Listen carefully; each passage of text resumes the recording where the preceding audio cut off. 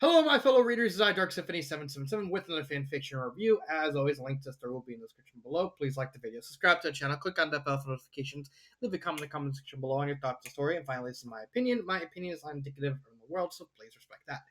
So, the story I'm doing a review of is The One Year Life by Talon Empire. It is Evangelion fanfiction, and I was actually suggested to review this fanfiction. I'm sorry it took so long. I think this fic was actually suggested in March, I believe, but I have like so many other fan fictions. Like I have these ones I have to do, and then I have like 20. No, not this one. Not this one. Ignore this one. And then like 20 more fics afterwards. Oh, plus the Resident Evil novelization and this fic.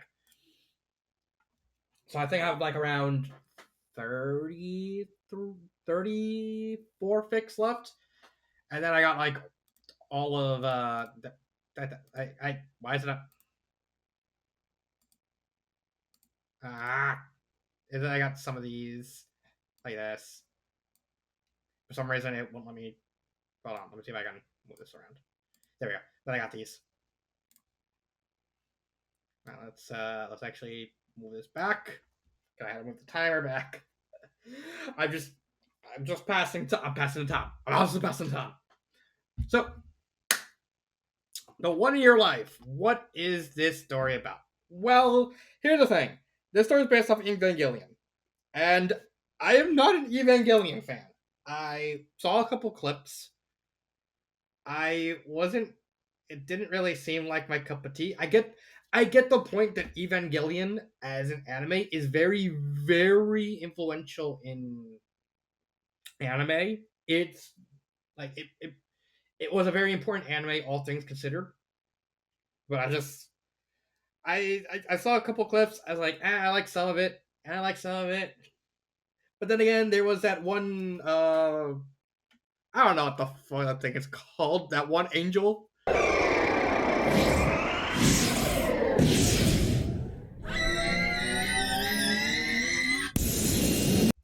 Yeah, I don't know why I like that. I don't know why everything from Evangelion. I like I like the little geometric thing. I don't know, but let it be said that I'm not the biggest guy to recommend Evangelion because I know jack all about the show. And why am I talking about that? Well, it's because the 1 Year Life is very much one of those fan fictions where you need to know everything. Now, like there are some fan fictions where it's like, okay, you need to know certain like about the show or something like that. You need to be knowledgeable in it. With this fic, you need to be a fucking super fan. You need to have watched the entire anime, and know the ins and outs of all the characters, which I don't have. I don't know anything. So, full disclaimer, I may get some details wrong. I do apologize for that. So, what is this fic about? Well, this fic is actually a Peggy Sue fic. If you actually remember my review of Not This Time Fate, I explained what a Peggy Sue, but in case you don't watch that one, for all intents and purposes, Peggy Sue is a sort of time travel type story where someone, in this case, the main character, Shinji Ikari, basically constantly goes back to a specific period in time and has to work on and tries to manipulate certain events and tries to have to deal with the fact he's constantly going through a large loop. In this case, Shinji is trying to prevent this character right here who's being choked because this apparently the scene is from I think the anime remake, which kind of has her choked to death by Shinji like at the end. I don't fucking know. I don't fucking know. And he's trying to prevent what's called the singularity. No, not singularity. Um, fuck. What is this? Fuck. I'm trying to remember what the actual name of instrumentality. Instrumentality. There it is. I was having a brain fart for the word instrumentality from happening. and he's apparently been doing this for quite a while. Not as much as John from Not This Time Fate. Also, spoiler: I'm going to be comparing this with Not This Time Fate, mainly because since I haven't read enough Peggy Sue stories, so I'm trying to use this as like a comparison point to kind of compare how this type of story does is handled compared to other times. Uh, in essence, the core takeaway of the story is Shinji wants to make sure that specifically Asuka, this chick, is safe throughout the entire events of the anime, and that's fine. It's a complete difference from Not This Time Fate, where John's trying to save everyone, while in this story, Shinji specifically just trying to save one girl, to the point where he openly admits if she dies, he'll just kill everyone and then kill himself. He doesn't care what happens to anyone. It's like, oh, she died. Well, piss. And then just kills himself so that way he can reset the time and try and save Asuka in the next loop. And that's kind of where we'll talk about it, but I kind of have a problem with that. I will have an asterisk for that. Just give me a minute. So in this specific loop, Shinji realizes, well, in all the other loops, I opposed my father, who was a very schemy guy, who was specifically trying to kickstart the instrumentality. So basically, like all the other loops beforehand, he basically, okay, I went against my father, and no matter what I tried, it always fucked up because the instrumentality always happened, and thus then I would have to redo the loop. So it's like, okay, what happens if this time I work with him specifically to prevent that from happening? It's like, okay, that's not a bad idea. Uh, However, there is a big difference between and how this story progresses from Not This Time Fate. Not This Time Fate, and this is specifically in regards to things deviating from outside the main character's control, is how they react. That's kind of like a big thing with Peggy Sue stories. Is usually since the character is kind of interfering and kind of guide the plot towards a certain way, how they react to when something goes off script, i.e., something that they weren't expecting, plays a big part in how the story progresses. In Not This Time Fate, John has seen so much that nothing really catches him off guard. Like, okay, Cinder might be doing this way. Okay, that's fine. I count for this. That's not too much of a big deal. The only thing that catches John off guard in that fic is Weiss becoming the maiden, and that's because that was like the one constant in like all the loops is that Pierre became the maiden, so he's like completely gone off guard that this specific thing, this one constant change like, out of nowhere. But with Shinji, it's the fact he's dealing with angels. Now, the angels are basically, for the most part, the big threat in like half of the show. The threats were the angels, Shinji's father, and a place called Seal, which is like the main. These are like the main three antagonistic factions, but the angels are more or less animals. So Shinji doesn't react that well to when something doesn't go the way he wants it. So a big thing, where the I need to find that angel. So an example for it would be this thing. I think it's called Leiriel, Leile. Shinji is like, okay, as long as I shoot it, it'll probably come after me, and I'll just I'll get stuck in the shadow now, and I'll have to deal with it. However, he's completely caught off guard and just stops functioning the moment Liao goes after Asuka, because he can't really rationalize when something goes off off the rails. That's a big difference between this Shinji and Not This Time Fate John, is the fact that how they react to certain things not going the way they expect it to. And this is a big difference. John just immediately reacts and knows how to and knows and been around this enough loops to kind of know that stuff is just gonna happen. Well, with this, is like he's just constantly caught off guard. Another thing is the what's the name of the tiny angel, the one that hacks the stuff. That one actually he's completely caught off guard by the fact that one actually doesn't show up at on time. It actually shows up later in the story and hacks specifically Asuka's Evangelion and basically partially turns her into an angel. So he's like now he doesn't function. Shinji as a character doesn't function the moment Asuka even implied to be in danger because he's so single-mindedly obsessed with trying to protect Asuka that he doesn't really have self-preservation. He Meanwhile, John is like, oh, I just got it. He's just kind of going through the motions. Again, it's a very different take on a Peggy Sue character. So I can appreciate the differences, and each one kind of going in a different way. But I do like each main character. They are very different.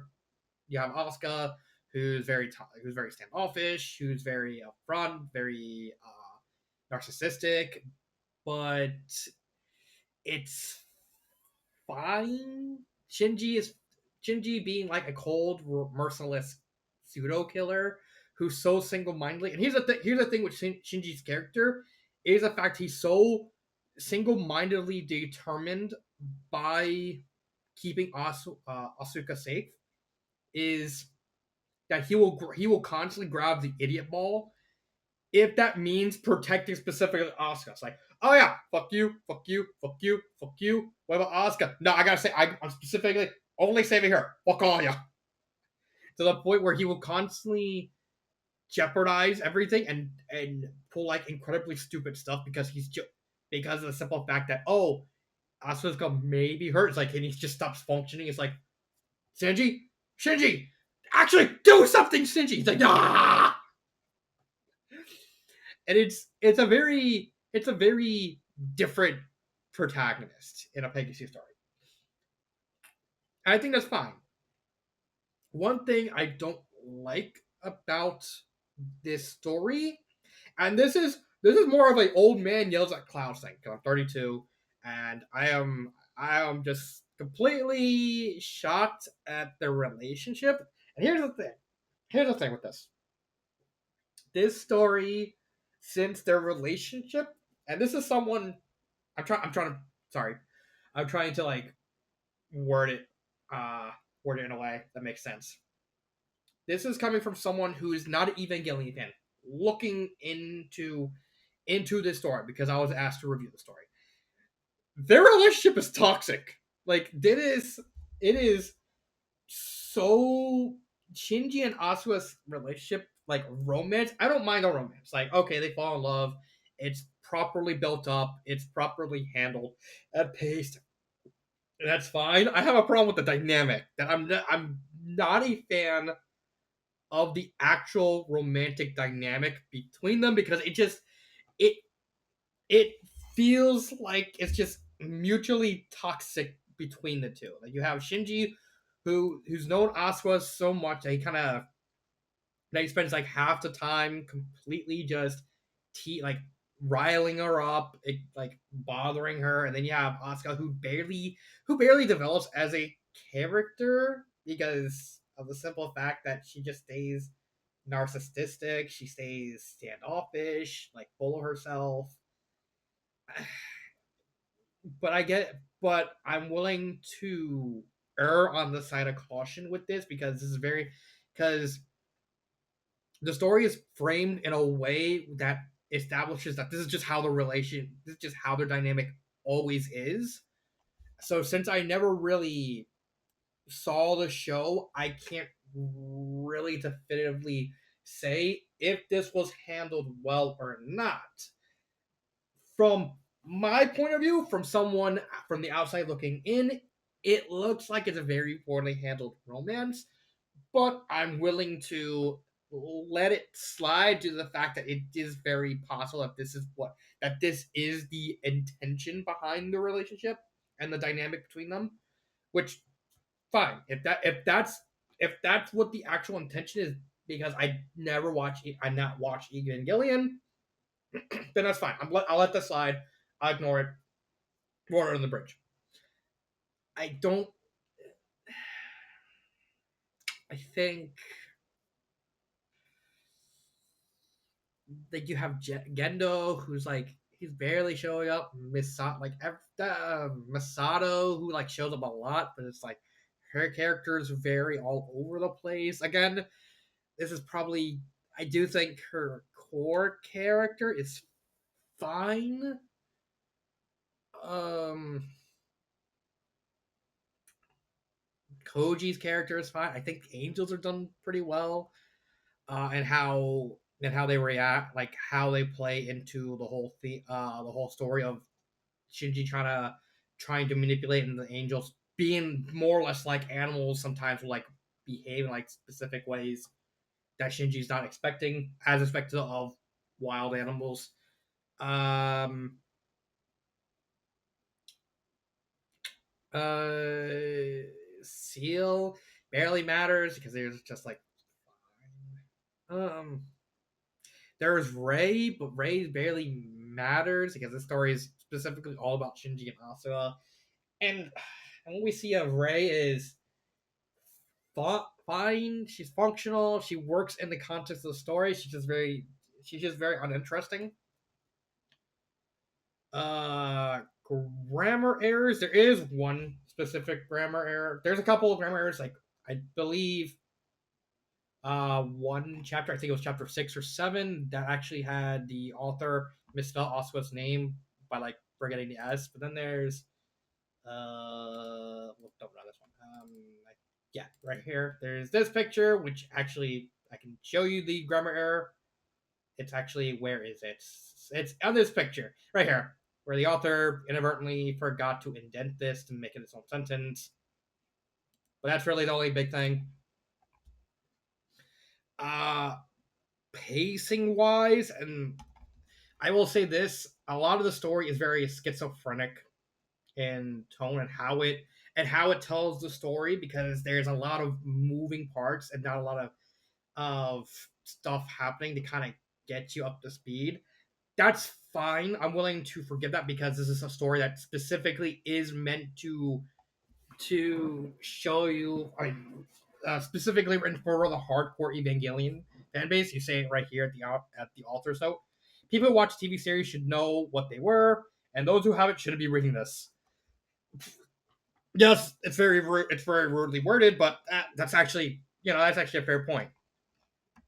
So there's a lot of stuff that's being skipped over all throughout the story, but that's on purpose, because it's meant for, like, oh, if you know the show, you should know what like these details are, so you can see whether or not they matter or not. So I'm willing to forgive that.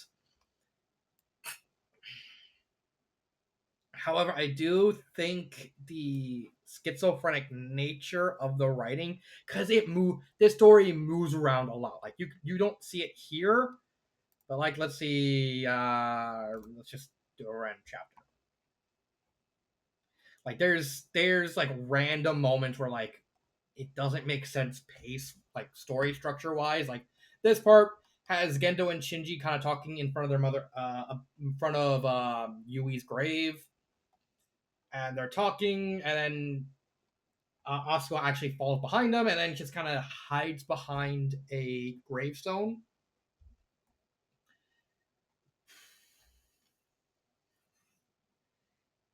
And somehow Asuka doesn't actually gets home before Shinji, and then we get the whole, and then we get and then the next chapter has like the whole thing where like that whole part from Asuka's point of view, but like it's weirdly cut off. It doesn't really specify how far. I guess you can make an argument that's like, okay, she's far enough that she can't hear every other word, but it's kind of stretching the suspension of disbelief. and then it's like weirdly cutting across uh where it weirdly jumps across like every several other stories with like Gendo talking to Seal, Koji and Misato. The problem is when it comes to the pacing, because of how everything is paced and how everything is structured, it's really hard to care about Misato, Koji, and Gendo. You do most of the focus is on Asuka and Shinji, so it's easy to care about them. But everyone else, it's just really hard to care because we're not giving any because of how everything is structured. It really is hard to care about them. Again, this is another one with the asterisk in the fact that it's meant for hardcore Evangelions, so it's really hard to justify half of this stuff. Like a lot of the problems is due to the fact that you are required to know the show and require a lot of the show to the point where you need to know these characters inside and out. So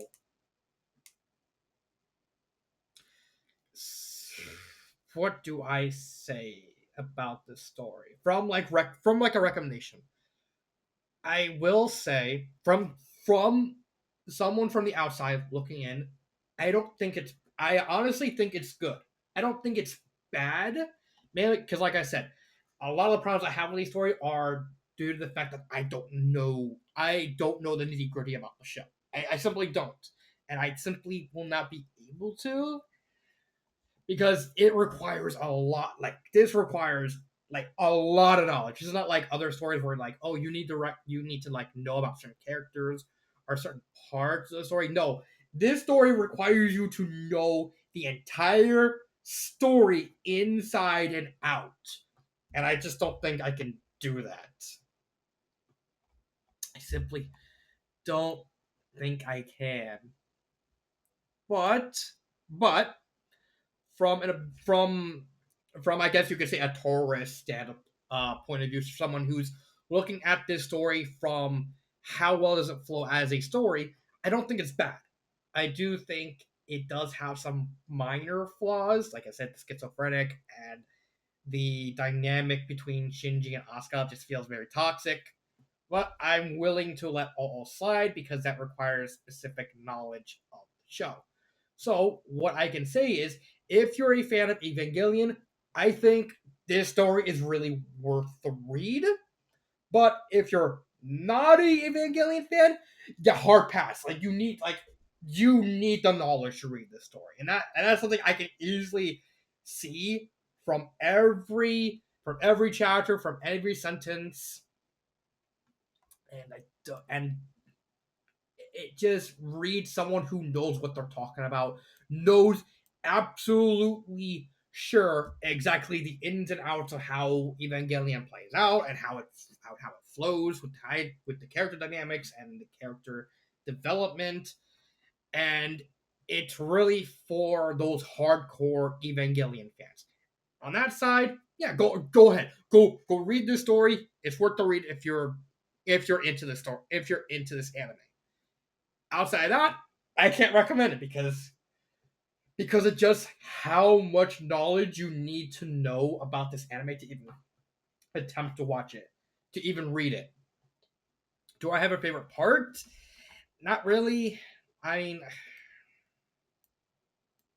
yeah, not really. I don't really have a favorite part. Again, I can't really say anything that sticks out in my mind. What would I change?